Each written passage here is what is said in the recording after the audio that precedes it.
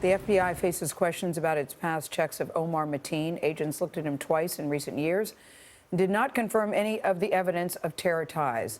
The FBI director says there is no sign yet that investigators make mistakes, but sources tell CBS News that worldwide security firm that Mateen worked for didn't know why the FBI checked him out. Jeff Pegues is tracking that part of the story. Jeff, good morning. Good morning. Omar Mateen worked for a company called G4S. CBS News has learned that it was actually Mateen who alerted his company about the FBI investigation, but it's not clear what he divulged.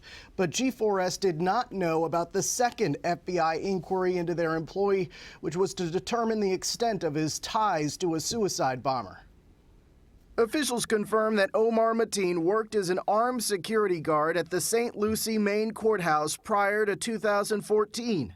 CBS News has learned that there is no evidence to suggest that the FBI contacted his employer, G4S, when investigators began looking into complaints from co-workers in 2013. According to the FBI, he was boasting of family connections to al-Qaeda and that he was a member of Hezbollah.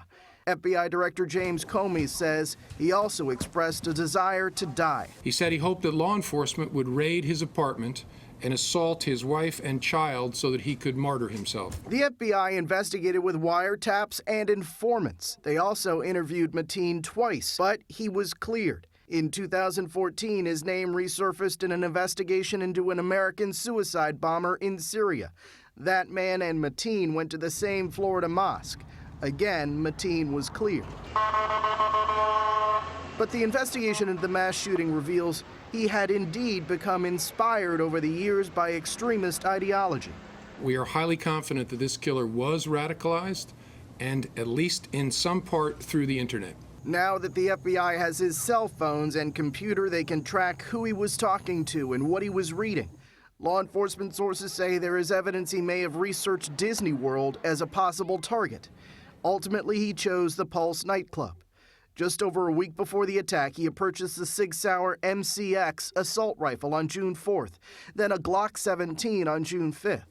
Gun store owner Ed Henson says Mateen had multiple security licenses. If he hadn't purchased them from us, I'm sure he would have gotten them from another local gun store in the area.